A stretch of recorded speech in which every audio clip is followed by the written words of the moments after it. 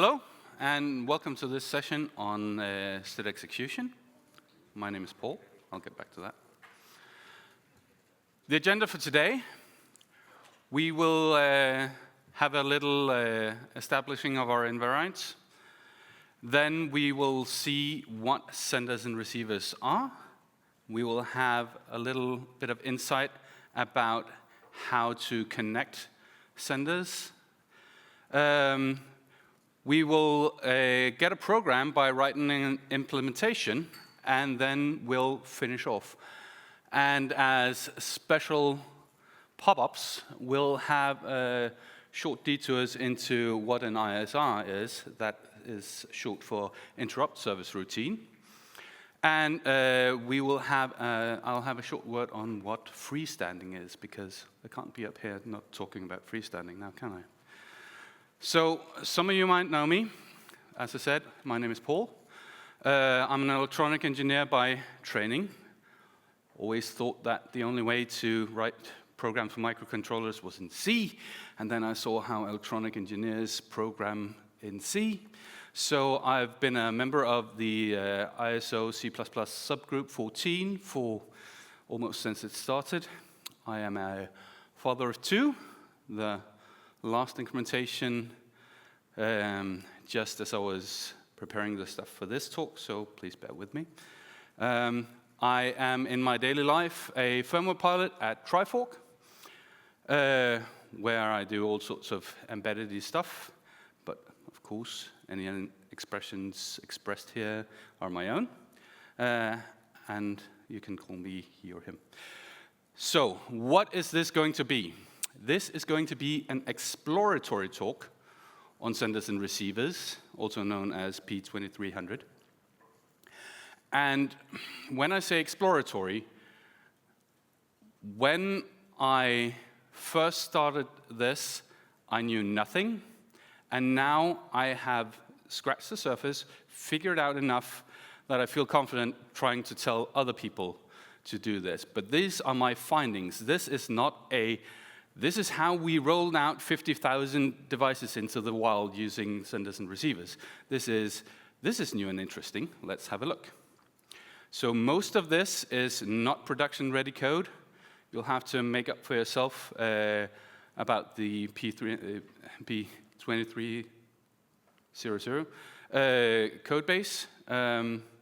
But the stuff I'm presenting certainly has flaws. So what motivated me to do this is that I've been following in the embedded space all of the work done on async, and watching Eric Niebler's CPP-Con talk, he at some point says, we have a callback, blah, blah, blah, and we call that a receiver. And I was like, this is a callback system. I know this.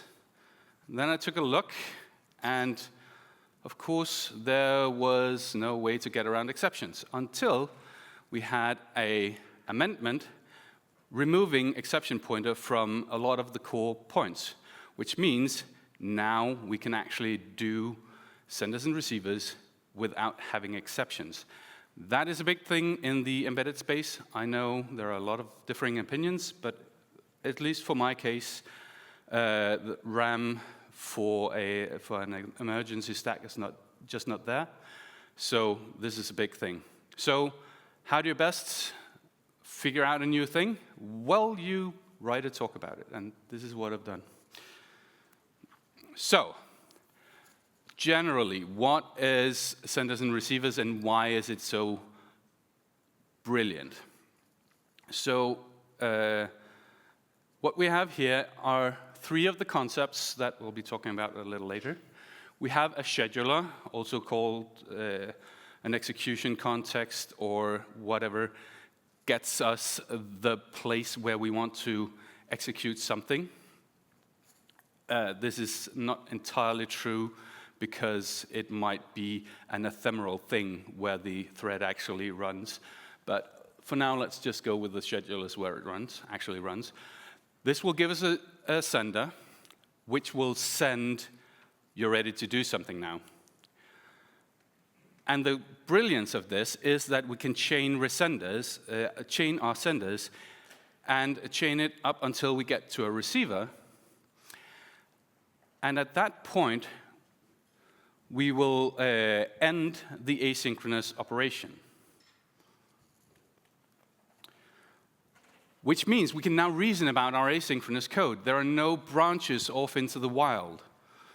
There is only, it makes it even more slick when you use the bar operator here, because Eric Niebler has been involved, so of course there's going to be piping, right?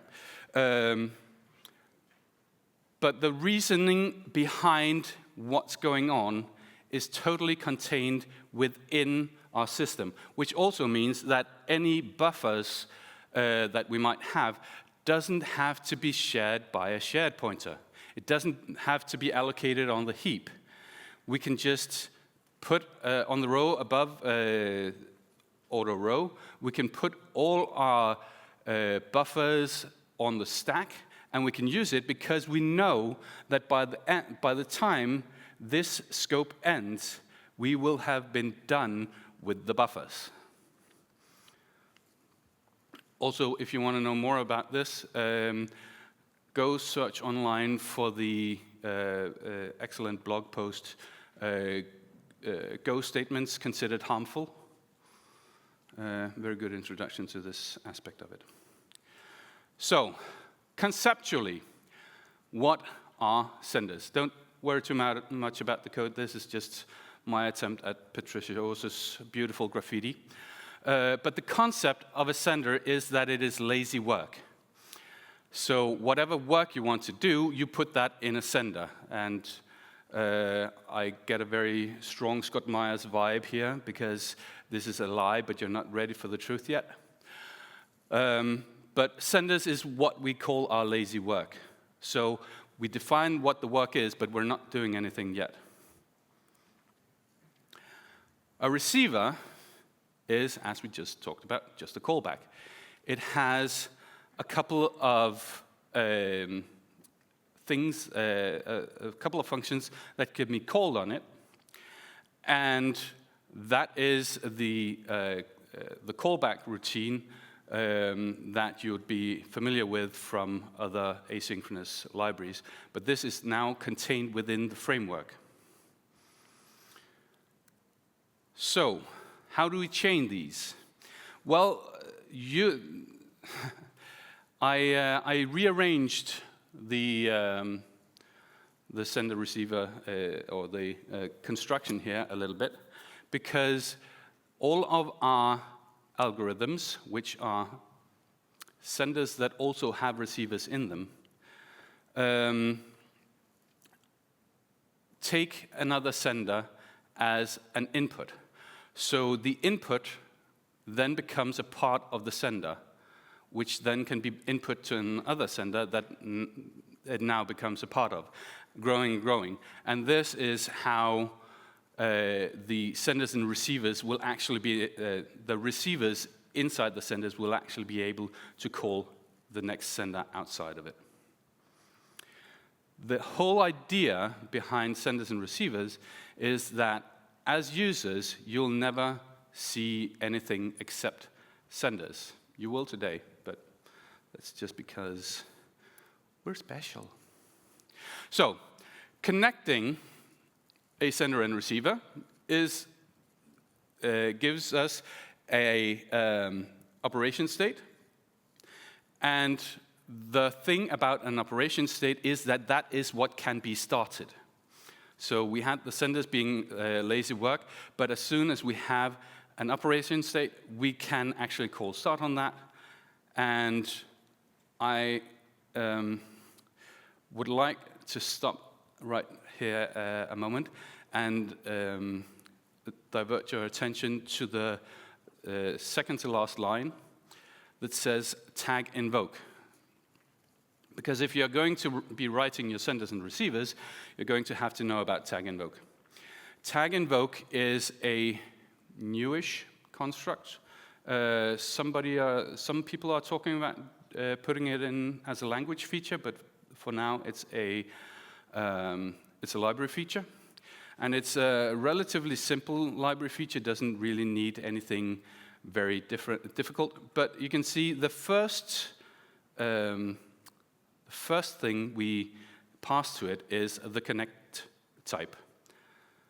So we know that when we call tag invoke with the first argument being a connect type, we know that this is a connect function. And the magic of tag invoke is that the execution : start is actually somewhere else defined as tag invoke start underscore t, comma, an operation state. So this means that we can now define our own vocabulary, put it in namespaces, and not pollute the entire standard namespace anymore when coming up with new ideas. So yes, the syntax is a bit weird, and the good sponsors at JetBrains still have some work in front of them to actually get all this really working well. It does work sometimes, to their credit, but you will have a problem of discovery. So anyway, we connect a sender and a receiver, and we get an operation state back, and that operation state we can call start on. We usually won't. We will usually pass it to a sync that will do the calling. So the last piece of the puzzle is the scheduler. The scheduler just requires that you call schedule on it. Again, this will be a tag invoke function. And that's really all of it must be quality comparable and copy constructible, but that's really all it needs is just that one function that returns a sender. And you can even do functions named otherwise that will return a sender, but then that wouldn't contribute to the concept being fulfilled. So just to get an overview, this is a slight modification of a slide that Nibla did. We have a scheduler, on which we can call schedule. This returns us a sender.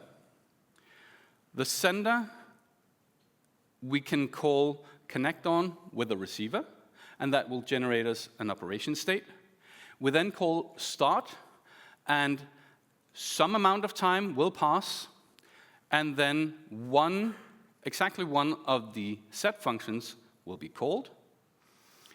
And the set functions will only be called when start has been called, and only one of them will go through. This is asynchronous, so maybe two of them will be called, but only one will have any real say in the matter. The green box is what we would put in the scheduler in our case, and receiver will come from the outside. Of course, the set is the three functions that the receiver can receive. That is set value for setting the value channel, set error for setting the error channel. This was the thing that used to have to be an exception pointer that can now be anything. And the set done, that, as Hannah nicely showed yesterday, we want to have a cancellation channel.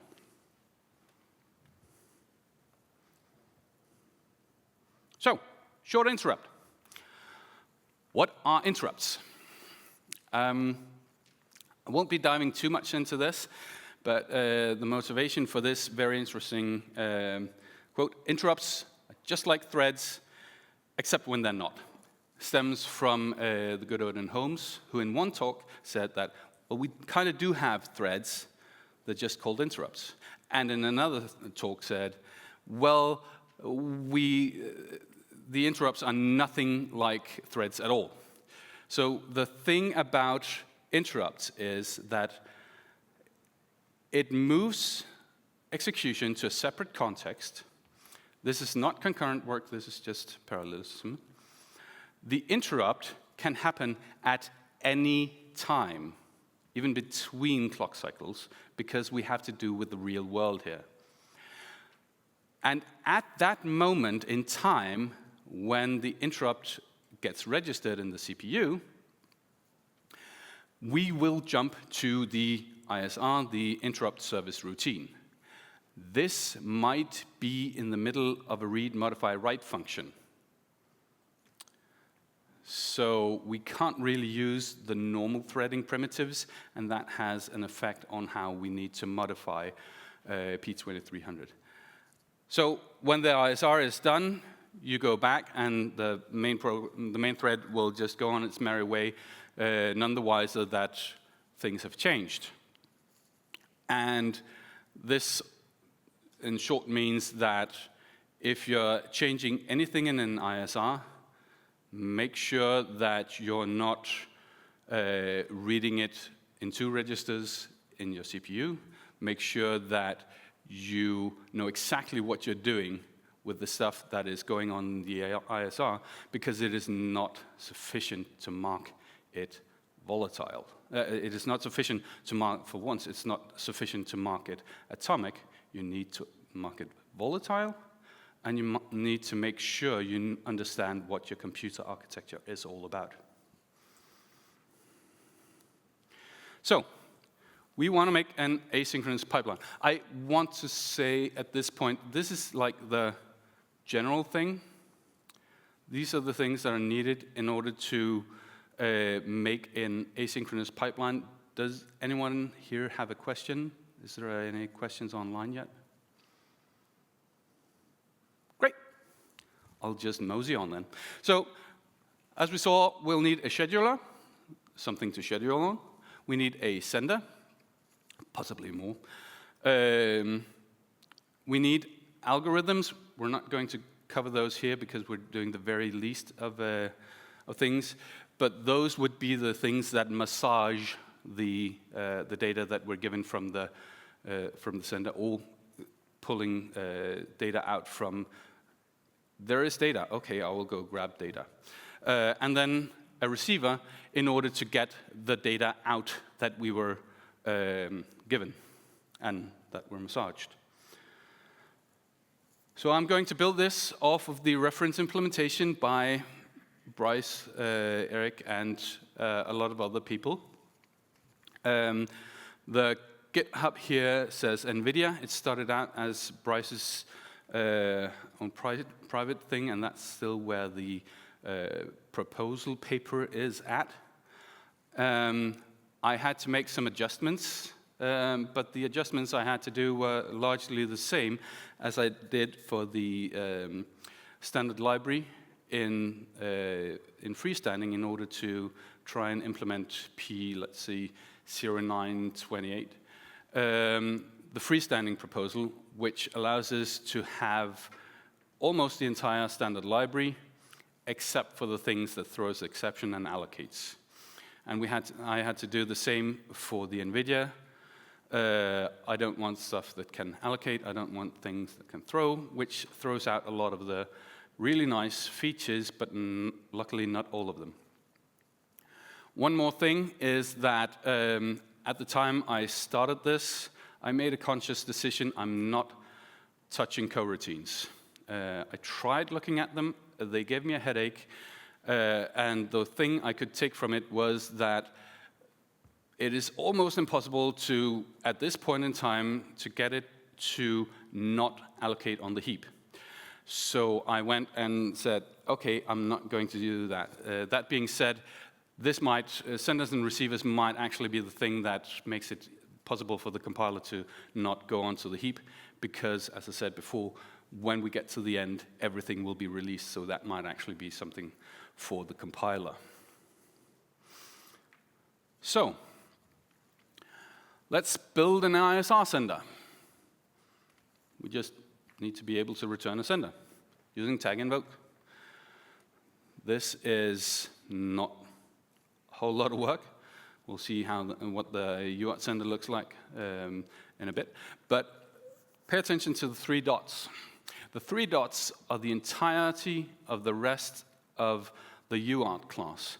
This means that this is your nice setup builder classes. This is your utility classes, utility functions for enabling and disabling functions. You can put whatever else you want inside of this, and it will still be a sender. It will be your UART, and your UART is what you want to have give you a sender.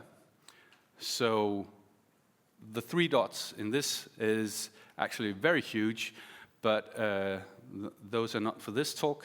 Those are, there are a lot of other great talks about that. So, the UART sender. As I was saying, the receivers can receive either a value, an error, or a done signal. And any sender needs to expose which of these, if any, not sending anything would be weird for a sender, but it's technically allowed, that we are actually going to be sending out. This also tells the receiver what value categories we are going to be sending out. So for example, this case will be sending out a char, because that's pretty much what's going on the UART. And this is also where you would define your error channels, what those are, and whether or not you are using a set done, so a cancellation strategy. This one, let's just keep it simple. It'll be more complex later, I promise. Because we are making a scheduler, we need to have a way to get the completion scheduler from a sender, and that completion scheduler must be the same as the scheduler that delivered the sender. So we have this going back and forth. We've been seeing this a lot with the coroutines, that you need to go all the way through and back and forth. And this is the thing that makes a scheduler that you can schedule something and get yourself back. So, the operation state, you are now ready to hear the ugly truth, and that is that this is where we actually do the work. Because the operation state is the only thing that actually knows where we're going to put stuff when we have done our work. So a lot of the times, stuff will end up being in the operation state. This also implements the start, and this will just kick off the whole, we are now ready to take something into a UART path. But there's a problem here, right? The interrupt service routines are in C land. How am I going to be able to tell my interrupt service routine what sort of operation state it needs to call in order to finish, or in order to get the things that it needs to finish, when I don't know what operation state to do? So I really realized my mistake too late, and I made my own function view. And if any of you want to hit up Funathan later, you can ask him why that's a bad idea, but I did. And this is how we're going to be doing type erasure. So in the function that we're going to be loading into this is going to be that, as so oftentimes before, the last line is the most interesting one. This is going to say, call set value with this receiver and this value. So we will be able to just call the receiver caller with the void pointer that we've stored and the value that we have gotten in.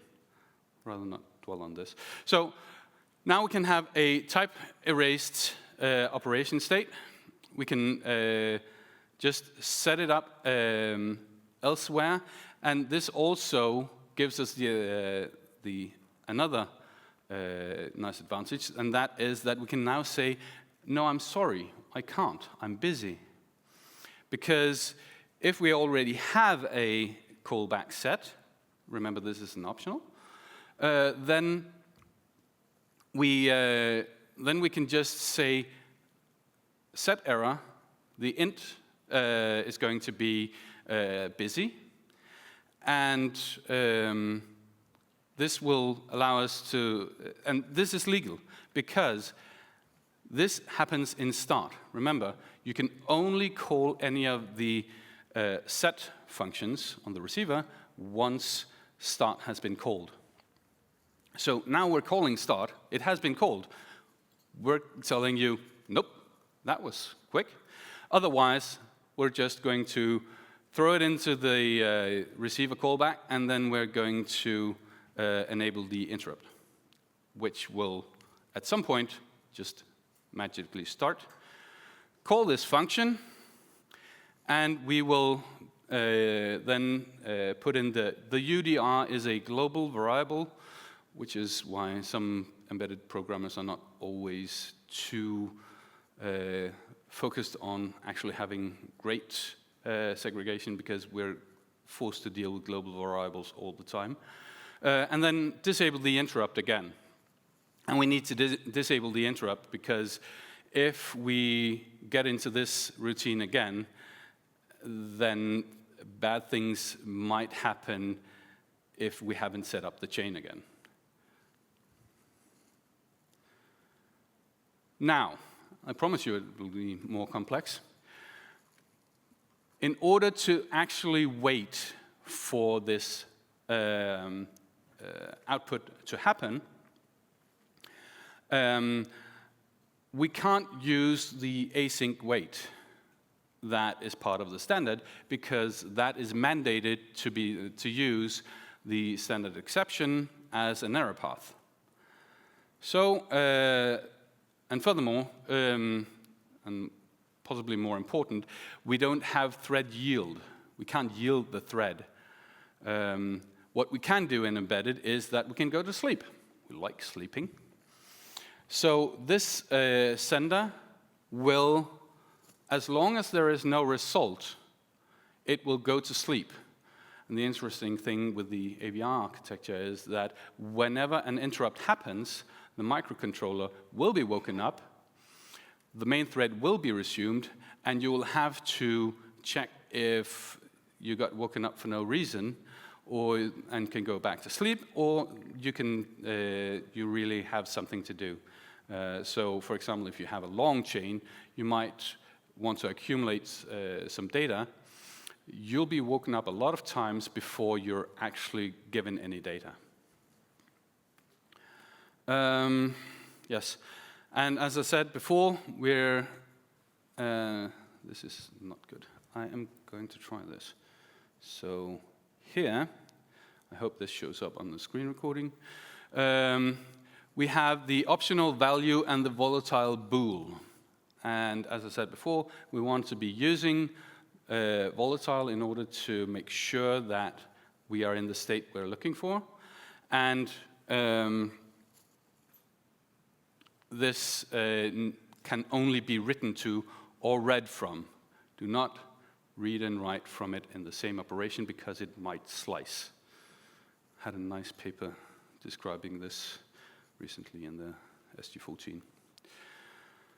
So we need the receiver, and in this case, well, if we one of the things we need for a receiver is that it needs an environment. The environment is a magical class, a tuple, that will carry interesting things like meta information, like is this a debug thing? It is also where we will keep the stop tokens for doing cancellation. And we, of course, have the set value, which sets the value and has result. And we have the set error, which sets the error.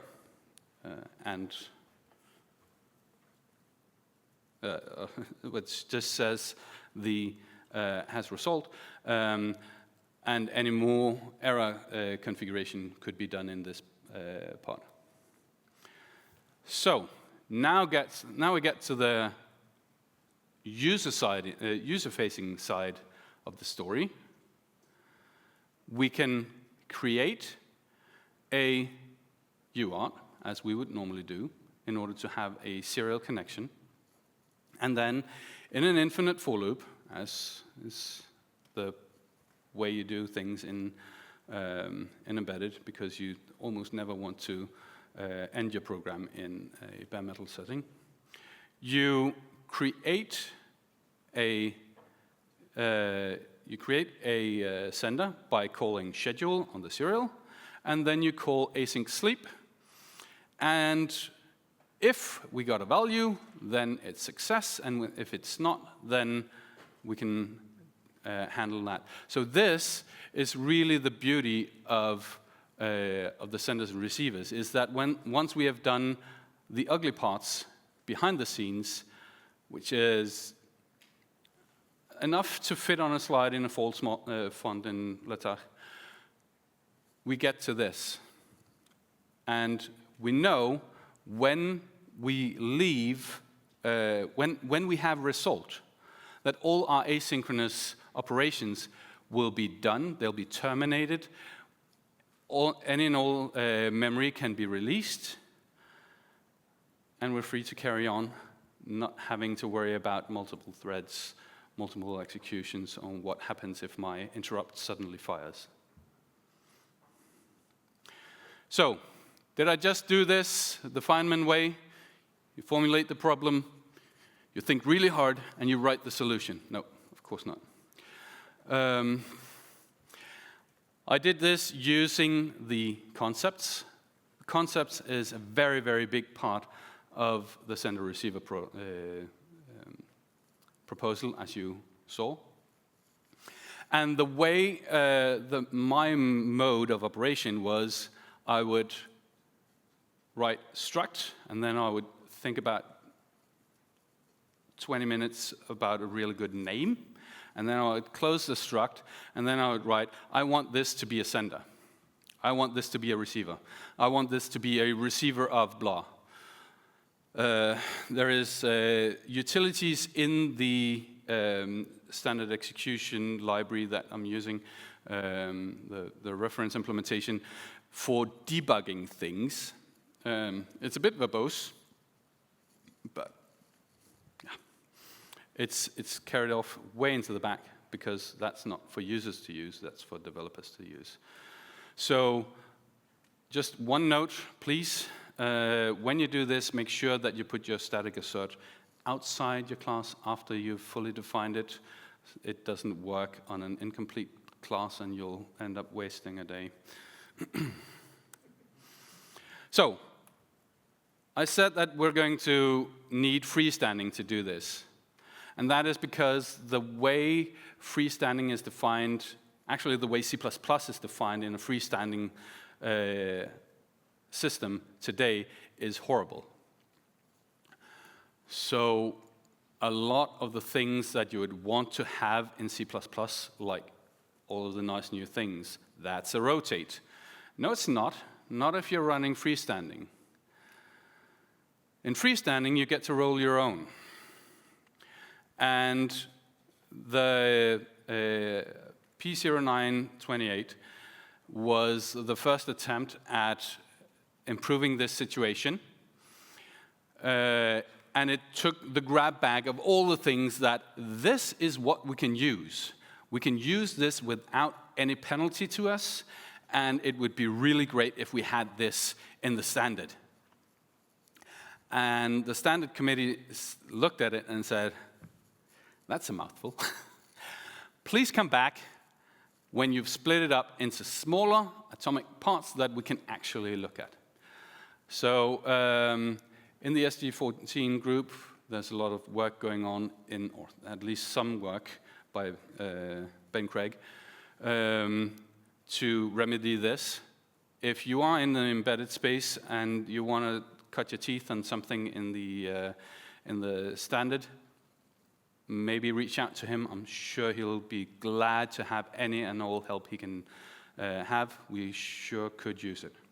Because freestanding gives us optional, tuple, and variant. Not sure I pronounced any of those correctly. Sorry to all the native English speakers. But we need those in order to implement this proposal, which means we can have nice things if we can have nice things. Nice tautology there. So, what I want you to all go and try out when you take this and build on this, the next interesting future work stuff is using the available algorithms. In my case, it was very few of them that I could actually use because threads are such an integral part of it. I want you to look at creating your own algorithms using the sender adapter and receiver adapter. We saw some of the utility functions that were for debugging, but these are for creating your senders and receivers, and this is actually the shortcut to gluing other people's senders and your senders and your receivers together so that you can have a receiver inside your sender that gets a value, massages it, and sends it out in an easy way. Take a look at the environments. Not in a save the planet world, but the environment input to any sender, and look at how to support cancellation. Because the stop token, an interesting thing about the stop token in P2300 is that now we can actually do inline stop tokens, which means that because we know that the stack will live forever, we don't have to put anything off in a corner on the heap. We can now have a stop token that can be on the stack. So that was leaving a bit of a room for questions, but I want to leave you with 3 things. The first of all is that stud execution is possible in a freestanding environment. I took quite a look at the executors proposal from ASIO and from P0443, and I just couldn't get it. I couldn't see how that would work. I took a look at the coroutines, and I had to give up. I know that Dietmar Kühl has, I believe that was him, has given talks on how to do this. And it is really possible, but this was something that you can figure out in under a year when you're having a kid. Writing asynchronous code really gets enjoyable when you're doing senders and receivers, because now you can reason about it. Now it's not, okay, I have to remember that this goes there, and then I have to remember that I'm not slicing, and it's just all there. It's just inline. It might split out, but it will be apparent in your code when you do a split. You can compose things. You make asynchrony composable. It really takes a lot of the bite out of figuring out how you want to structure things. And finally, I'm going to make a throwback to 2 days ago when a grumpy old man was up here talking about how we made all the wrong decisions. In order not to make all the wrong decisions, it is really, really important that you deliver your expertise to figure out where the cracks are. And this also goes out to the people who are saying, but I'm just starting in C++. I've been writing Python all my life. What can I do? You can do this. You can try and see what you can do. And then you can say, take all of the WTF moments, and if not, put it in a paper, because that's what standardization people always say, yeah, you just write a paper. It's not that easy, trust me. But tell someone, write a private message or an email to the implementers of the library. I'm sure they'd be delighted to have your feedback on what were the stumbling blocks, what was really, really difficult to grok. Make sure that this is easy for the beginner. And for the experts in the room, because I believe there are a couple of you, make sure you go through this now. It's not going to go in before 26, so you have a couple of days. Make sure that all of the, but if you do this, then everything just falls apart and we'll have undefined behavior all over the place. Make sure that we get those things ironed out before we go to press, because it's very hard to change the standard library once it's in. And with that, I thank you.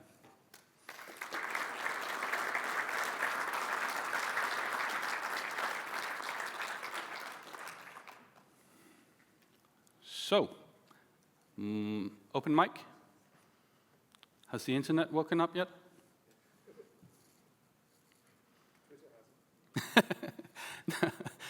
I don't want to touch that sort of thing.